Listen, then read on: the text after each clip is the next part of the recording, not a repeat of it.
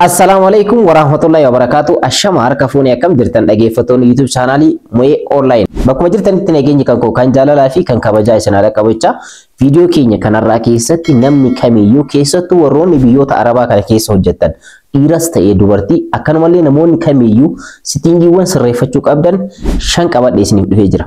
Sitingiiwwan kanneen shanan yoo hin sirreeffatin bilbila touch screen ta'e yookaan immoo bilbiloota yeroo ammaa kana oomishaman kanneen warroonni harka qabdan gonkumayyuu qabachuu dhiisuu qabdan jedheeti yaada.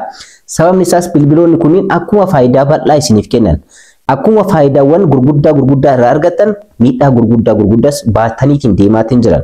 Yeroo ammaa kana argaa jirtanii social media kanarratti yeroo namoonni viidiyoo adda addaa wal waraabuudhaan wal saaxilan argaatiin jirtan. Kun hundumtuu kan ta'e namoonni fedha isaaniitiin ala waraabuu akka hin dandeenye akkaataa ittiin gochuu dandeessan hunda isaatu sirreessuu dandeessan. Kana qofaa miti warroonni biyya Arabaa kana keessatti keessattuu ijoolleen shamarranii biyya Arabaa kana keessatti rakkachaa jirtan mana maadaamii kana keessatti hedduun keessan karaa keessaatiin meeseejiiwwan babal'aa naa barreessitaniitu jirtan. Waa'ee imootiin wal qabatee chaanala kankoo isa guddicha soofuma raap irratti isiniif gallakkisee ture yeroo darbe jechuudha. Waa'ee rakkoo imootiin wal qabate imoon keessan xalafame moo hin xalafamne kan jedhu karaa ittiin beekuu dandeessanii fi akkasumallee imoon keessan gonkuma nama kamiinuu akka hin xalafamnee fi akka namni kamiyyuu isin sakatta'uu akka hin dandeenye isin xalafuu akka hin dandeenye akkaataa ittiin godhachuu dandeessan guutuu viidiyoo sanii isin barsiiseetiin jira. Ilaaluu dandeessan linkii isaa description jalallee isiniif kaaya. Viidiyoo har'aa keessatti garuu kan ilaalu bilbila keessan irratti settingiiwwan sirreeffachuu qabdanii fi dirqama settingiiwwan kanneen sirreeffachuu qabdan shan isiniif qabadheetiin dhufeetiin jira. Settingiiwwan kanneen namoonni bilbila touch screen ta'e harkaa qabdan hundi keessan yoo sirreeffattan irraa fayyadamtan jedheetiin yaada. Settingiiwwan kun eenyuudha? Faayidaan isaaniitii fi miidhaan isaan isinirraan ga'uu danda'an maalidha? Kan isin hin dhaqqabu ta'a hangalumaatti nafaana turaadha. Obboleewwan yeroo jalqabaatiif gara YouTube channel kanaatti dhuftan YouTube channel kun YouTube channel isa lammaffaadha. Mo'ee Online baay'een keessan ni beektanii. Innis subscriber baay'ee horateetiin jira. Subscribe gochuudhaan gara maatiiwwan keenyatti dabalamaadha. Viidiyoo kana immoo like share gochuudhaan hiriyoota keessan dhaqqabadha. Daa'e. Gara barnootichaatti. Egaa settingiiwwan sirreeffachuu qabdan shanan keessaa tokkoffaa irratti kan ilaalu settingii kana hundi keessan yoo sirreeffattan maal irraa fayyadamuu dandeessan kan jiru steppiidhaan bilbila irratti isinitti agarsiisaatiin kan wajjin ilaalu ta'a jechuudha. Uffannaa kan koo kanarraa yoo ilaaltan immoo baay'ee keessan yeroon qorra ganna waan ta'eef isa kana uffanne soo amma gara barnootichaatti yeroo ceenu egaa settingii jalqaba isarratti isin sirreeffachuu qabdan gara settingii bilbila keessanitti seentan dursitanii iskiriinii bilbila keessanii qabdanii gad harkisuudhaan ergasii mallattoo settingii ni argamti. Share klik gochuudhaan jalqaba irratti maal gootanii daka kana dhuftanii about phone ka jettu ni argamti. Developer option ka jettu on godhatanii yoo qabaatan kanaan dura about phone ka jettu jalatti salphamatti developer option keessa seenuu dandeessan. About phone ka jedhu kana keessa seenuudhaan warroonni developer option keessan on isiniif hin ta'in gara about phone itti seentan. Ergasii immoo akkana keessa gad dhufuudhaan ergasii immoo maal jettanii asirratti akkuma asirratti argattan software information ka jettu ni argamti. Ishee irratti klik gootan. Ergasii immoo build number ka jettu ni argamti. Ishee irratti al torba netu hiixan jechuudha. Al torba tokko lama sadii afur shan jaha torba. Okay, ergasii immoo pin yookaan pattern bilbila keessan ittiin cufattan isin gaafata yeroo kana pattern bilbila keessanii itti galchitan. Ergasii continue jettan. Yeroo kanatti developer option keessan on godhadhaa isin jedha. Allow development settings isin jedha. Ergasii immoo okay jettan. Egaa developer mode has been turned on isin jedha. Yeroo kana developer option keessan on ta'eetiin jira isin jedha jechuudha. Ergasii immoo duubatti deebitanii gara settingii bilbila keessanitti seenuudhaan dhumarratti maal argattan jechuudha. Amma settingiin haarofni dabalame developer option ka jedhamu gara keessanitti dhufeetiin jira. So isa keessa seentan. Ergasii immoo gara developer option keessan on godhatanitti erga seentanii booda developer option jedha asirratti ilaaluu ni dandeessan. Ergasii immoo akkana keessa gad dhufuudhaan quick settings developer tiles ka jettutu argama. Egaa settingiin kun faayidaa bal'aa qabdi. Viidiyoo kutaa itti aanu keessatti isiniif qabadheetiin dhiyaadha. Garuu har'a settingii takka kan as keessatti sirreeffachuu qabdanidha kan isiniif qabadheetiin dhufe. Faayidaan isaa maalidha? Miidhaan isaa maalidha kan jedhu wajjin ilaalla. So quick settings developer tiles ka jettu kanarratti klik gochuudhaan settingiiwwan baay'een isiniif dhiyaatu. Isaan kanneen keessaa sensor off ka jettu ni argamti. Ishee kana ilaalla. Isaan hafan yeroo biraatti deebina. So sensor off ka jettu kana on godhattan asirratti dhuftanii jechuudha. Asirratti ishee kana on godhattan. Yeroo settingii kana asirratti on godhattan iskiriinii bilbila keessanii qabdanii yeroo gad harkiftan iskiriin paanaalii bakka wifi data keessan bluetooth keessan itti banatan ni jira miti. So achirratti settingiin kun haarofti dabalamteetiin jirti. Mallattoo Giraafii kan ofirraa qabdu jechuudha. Isin kun sensor off jedhamtu jechuudha. Faayidaan isii on godhachuu fi off godhachuun isin fayyadu maalidha kan jedhu amma tokko tokkoon isin dhaqqaba. Egaa namoonni bilbila keessan hidhatanii yookaan hakkoodhanii karaa kaameraa fi akkasumallee maayikiroofoonii bilbila keessaniitiin isin xalafuu akka danda'an kanaan dura viidiyoo tokko isin barsiisee ture. Har'a immoo namoonni kamiyyuu sitingii kana yookaan ofirraa cuftan ta'e dhaabbata kamiyyuu ta'uu danda'a. Namoota kamiyyuu ta'uu danda'a. Eenyuyyuu yoo isin xalafe kaameraadhaan yookaan immoo maayikiroofoonii bilbila keessaniitiin isin hordofuu hin danda'u. So kanaafiyyuu sitingii kana yeroo itti fayyadamtan qofa kaameraa bilbila keessanii yeroo itti fayyadamtan akkanumallee maayikiroofoonii bilbila keessanii yeroo itti fayyadamtan qofa on godhadha. Ergasii immoo yeroo kaawwan ofirraa cufuu dandeessan. Faayidaan isaa bal'aan isa kanaadha. Namoonni karaa kaameraatiin yoo isin hordofan viidiyoo keessan wanta isin hojjettan hundayyuu access gochuu danda'u. So ishee kana ofirraa cufuun kanaaf isin fayyada jechuudha. Yeroo kaameraa bilbila keessanitti fayyadamuu barbaadan akkanumallee namaaf bilbiluu barbaadan immoo ishee kana off gootan ofirraa jechuudha. Akka amma daalachoftee jirtu kanatti. So on yeroo godhutti akkaataa ittiin sagaleen kan koo itti badu ni argitu. So amma fakkeenyaaf off godheetiin jira. Yeroo kana maal naan jedhee screen irratti microphone not available naan jedhe.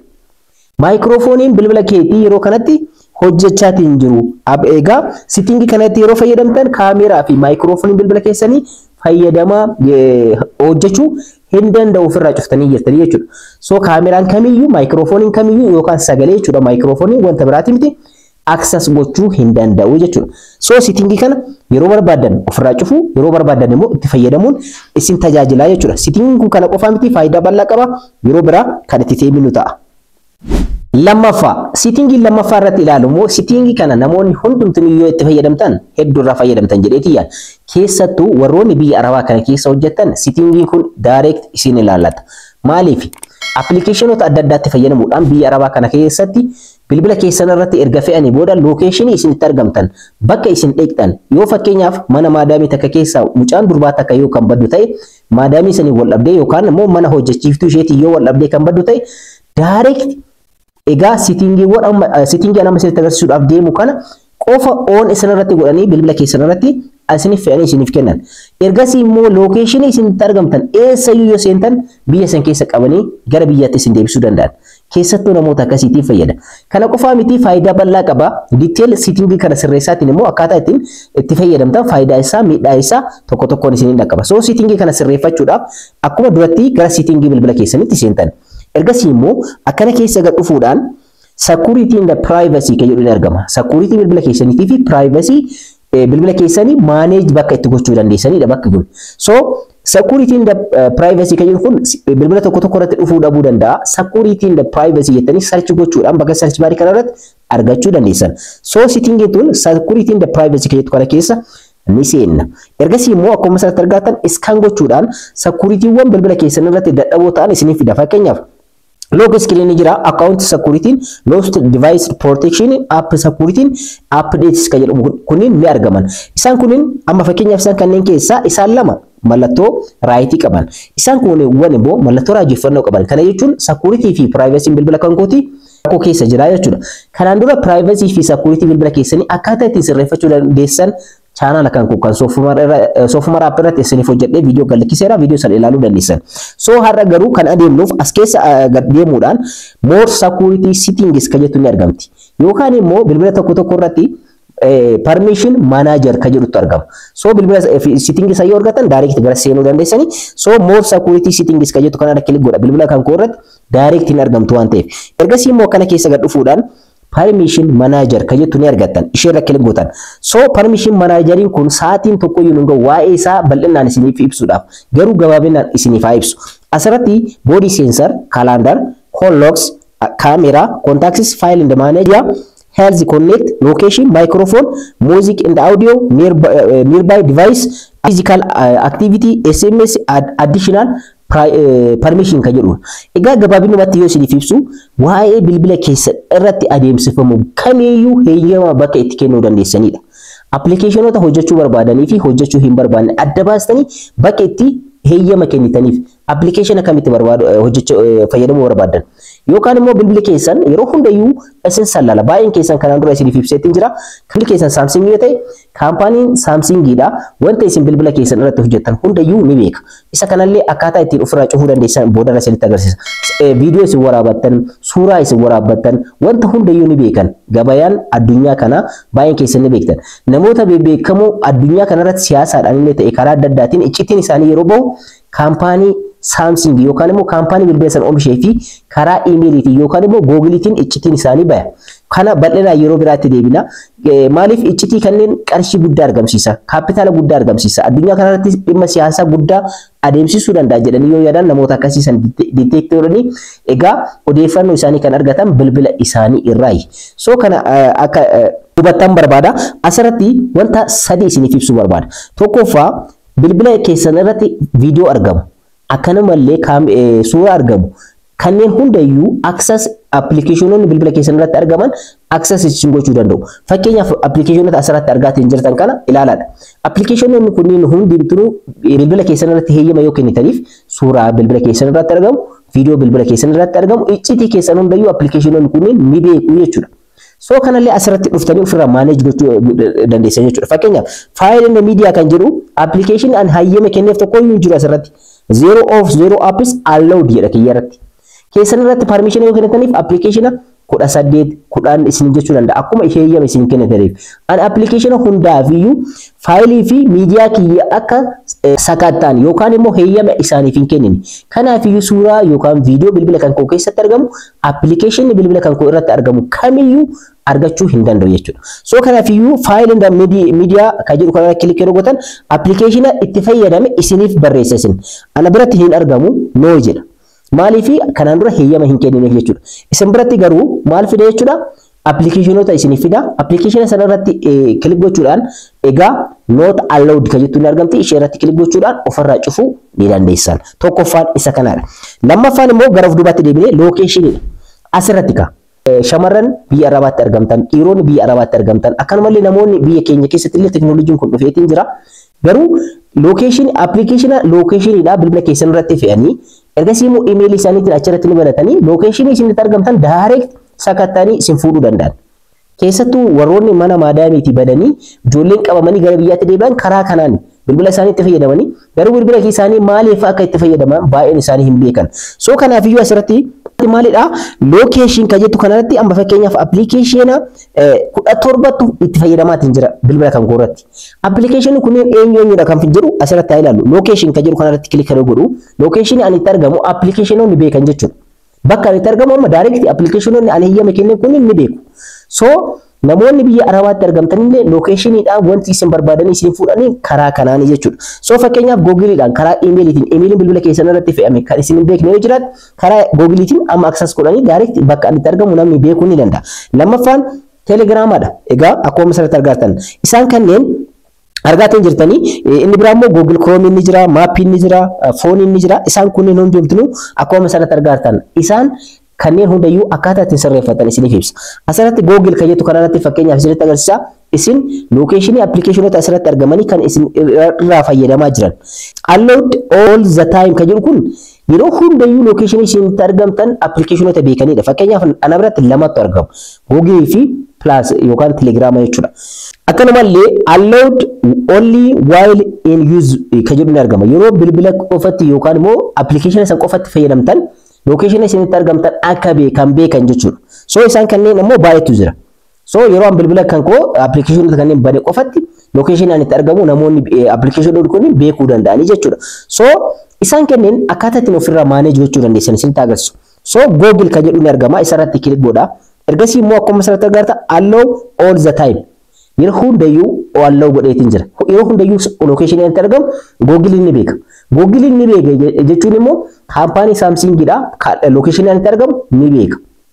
So namoonni egaa wanjala gurguddaa ta'an addunyaa kana irratti raawwatan bilbila isaaniitiin kan qabaman baay'een jiranii isaan kana irratti isaan garuu perfectidha. So isaan kanneen keessaa yeroo hundayyuu ask every time kan jedhu irra godhadhaadha.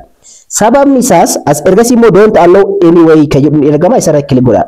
Ergasii immoo ask every time jechuun maalidha yeroo hundayyuu akka isin gaafatu jechuudha.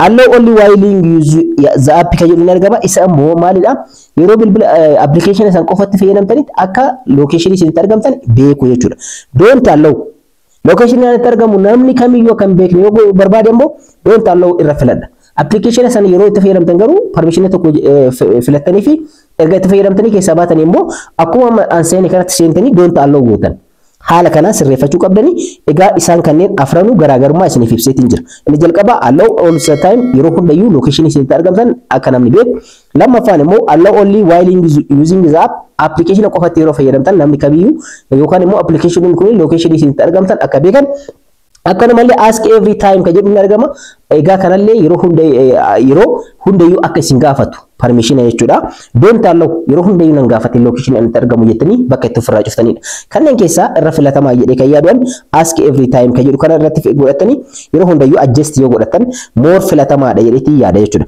so applicationonni asirratti argaman kunniin keessattuu Google fi Maappiin on ta'uu qabu keessattuu Malif maappiidhaan isin faana bayanii location fi maappiin kan wal qabateedha. So GPS fi maappiidha jechuudha. So isaan kanneen lamaan walitti hidhamee location jedhamu. So kanaafiyyuu isaan kanneen ofirraa cufuu hin dagatinaadha. Isa kanas ofirraa cufuu barbaadan maappii irratti kilik gootanii ergasii immoo ask every time yookaan immoo don't allow kan jedhu kilik godhachuudhaan fayyadamaadha. Keessattuu warroonni biyya alaatti argamtan egaa permission kana hin kenninaadha. Don't allow jedhanii yeroo itti fayyadamtan qofa application isinii permission kenna. So haala kanaan itti fayyadamaadha. Egaa wantoota bal'aatu asirratti argama. Location irratti direct wanti ani irratti xiyyeeffadheef namoonni baay'een gaafiin keessan wanta kana waan ta'eef inni biraa immoo location dabalatee immoo wantoota baay'eetu jira. Microphone inni argama. Waluma fakkaata. Microphone irratti click godhuu goota nama fakkeenyaaf microphone kan jedhu ni argama. Microphone irratti click godhu application kunniin naaf dhufanii jechuudha. Application kunniin hundumtuu kan hiyyama kenneefi isaan kanneen ofirraa cufuu yeroo barbaadan application irratti click gootanii ergasii immoo ofirraa cufuu qabdan. Maaliif jechuudha microphone bilbila keessanii access kan goone bilbila application kunniin jechuudha. So kana gochuu dandeessanii jechuudha. Egaa isaan kanneen akka barbaadanitti asirratti adjust godhachuu dandeessanii. Egaa keessattuu microphone, location, file manager keessan akkanumallee immoo photos and videos kan jedhu ni argama. Isarratti click gootan video bilbila keessan irra qabdanii fi suuraa bilbila keessan irraa qabdan application kunniin hundinuu ni sakkataan jechuudha. Fakkeenyaaf imoon akka inni sakkataa, Facebook inni sakkataa jechuudha. Isaan kanneen yoo barbaadan asirratti click gootanii ergasii immoo ofirraa cuftan jechuudha. Allow limited access kan jedhu ni argama. Isarra godhachuu ni dandeessanii don't allow illee jechuu dandeessan. Isin akka filannoo keessaniitiif akka beekumsa itti irraa argataniif jechuudha. Egaa settingii kana haala kanaan manage godhachuu dandeessan jechuudha. Sadaffaa settingii sadaffaadhaa sirreeffachuu qabdan. Settingiin kun egaa yeroo hundayyuu isiniif ibsaatiin ture kanaan dura kaampaaniin bilbila kana oomishe location isin itti argamtan wanta isin bilbila keessan irratti raawwattan viidiyoo isin waraabdan egaa akkanumallee suuraa isin kaatan egaa iccitii isin qabdan hundayyuu egaa access gochuu ni danda'a. So kanaafiyyuu bilbila keessan irraa off godhachuu ni dandeessan. Kaampaaniin bilbila kana oomishe akka isin hin sakkattaane daataan sun gara isaaniitti akka hin argamne.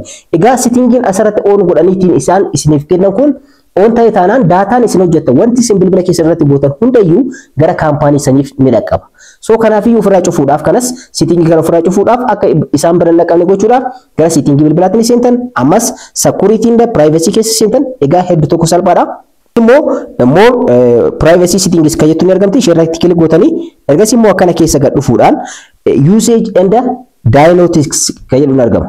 Usage and diagnostics kan jettu kana irratti click gootan. Kana jechuun bilbila keessan irratti wanta isin fayyadamtanii fi diagnostics yookaan immoo data bilbila keessan irratti argamu maal fakkaata kan jedhudha. Usage and diagnostics kan jettu kun on taatee haala kanaan dhufti yeroo hundayyuu. So isa kana jechuun on ta'eera jechuun yeroo hundayyuu akkuma asirratti agartan Google-dhaaf yookaan immoo dhaabbata bilbila kana oomisheef direct maaltu ergama jechuudha. Wanti isin bilbila keessan irratti hojjetan ni ergama waan ta'eef isee kana asirratti ofirraa off gochuu hin dagatinaadha. Inni kun isa sadaffaadha. Afuraffatti ceneetiin jirra. Sana dura warroonni YouTube channel kana afaan hojjetan subscribe godhaa. Afuraffaan ammas gara settingii bilbila keessaniitti ni seentan. Ammas steppiin jiru tokkuma jechuudha. Ergasii immoo Google kan jedhu ni argama. Google kan jedhu irratti click gootan. Ergasii immoo email bilbila keessan irratti argamu isinii fida. Google services ni jedha. Service Google-dha. Ergasii immoo all services kan jettu irratti click gootan. Egaa as keessatti settingiin isin sirreeffachuu qabdan hedduun baay'een keessan akkuma duratti isiniif ibse system services kan jettu ni argamti. Ishee irratti click gootan. Service system kun isiniif kennaatiin jiru yookaan immoo inni kun isiniif kennaatiin jiru asirratti isiniif ibsa tokko isaa jechuudha. So isaan kanneen asirra dhuftanii manage godhachuu ni dandeettanii jechuudha. Manage godhachuun faayidaas qaba, miidhaas qaba. Karaa bilbila keessaniitiin namoonni akka isin hordofne gochuu akkanumallee namoonni directly isinitti argamtan akka hin goone asirratti Google Play Service ni jira, available dha, Android system asirratti wantoota kanneen asirratti manage gochuu dandeessan. Fakkeenyaaf Google Play ni fayyadamtan yoo ta'e isa kana available haa ta'uu ni deeftan jechuudha. Haala kanaan available dha asirra dhuftanii update godhatan. So system kana update godhachuun wanta bal'aadhaaf isin fayyada. Asirra dhuftanii update godhatan. Inni lammaffaadha akkuma sirriitti argatan Android System Intelligence kan jedhamu argama. Isarra kilik gootanii systemni kunis asirratti update godhaa isin jedha. Update gootan. Kuni faayidaa bal'aa qaba. Tokkoffaa security bilbila keessanii namni baay'een bilbilli kan koo screen isaa stack ta'ee jira. Screen kan koo hin jajjaru hin daddafu warroonni jettan egaa sistemoonni kunniin bilbila keessan irratti rakkoo waan qabaniif update waan hin taaneef waan hin haaromneef jechuudha. So update gootan asirra dhuftanii. Inni biraas akkuma asirratti argatan Android system in the kan jedhu argama. Isarratti kilik gootan isa kanallee update godhaa isin jedha. Applicationonni as keessatti argaman kunniin hundumtuu sistema bilbilli keessan ittiin hojjetudha waan ta'eef update gochuudhaan irraa fayyadamaa. Inni kunis hedduu tokko isin fayyada. Akka irraa fayyadamtan abdiin qaba. Shanaffaa fi isa xumuraati. Shanaffaa irratti immoo egaa baay'een keessan ni beektanii jedheetiin yaada. Emailiin wanta isin hojjettan hundayyuu bilbila keessan irratti ni beeka. Googiliin jechuudha. Email jechuun damee Googiliiti. So akkamitti kana ofirraa cufuu dandeessan? Akka emailiin isin sakkattaane wanta isin hojjettan wanta isin search gootan akkamitti gochuu dandeessan? Gara Googiliitti seentan setting irra erga seentanii booda Google kan jettu search gochuu dandeessan. Ergasii immoo email keessan isiniif fida. Ergasii immoo email keessan irratti kilik gootan. Email keessan irratti kilik gootanii ergasii immoo akkuma asirratti argatan Google account kan jedhu ni argama yookaan immoo manage Google account kan jedhu ni argama. So isaan lamaan keessaa tokko irratti kilik gootan. Ergasii immoo haala kanaan isinii dhufa akkuma asirratti argatan keessa gaddeemtanii wantoota bal'aa arguu dandeessanii akkuma asirratti argatan maaltu dhufa jechuudha. Privacy kan jedhutti ni argamti. Privacy kan jettu irratti kilik gootan. Ergasii immoo privacy irratti kilik gootan egaa steppiin ittiin dhufu garaagarummaa qabaachuu danda'a. Manage kan jedhu irratti manage Google account kan jedhu irratti kilik gootan egaa kan isin dhufu security and privacy kan jedhu keessa seenuudhaan setting san keessa erga seentanii booda direct haala kanaan isin dhufa. Ana biratti data and privacy jedheetiin dhufe. So akkuma asirratti argatan web and app activity timeline YouTube history. Kana jechuun web and app activity jechuun imo keessan irratti Facebook keessan irratti Telegram keessan irratti wanta application hunda irratti activities hin qabdan asirratti email ni galmeessa.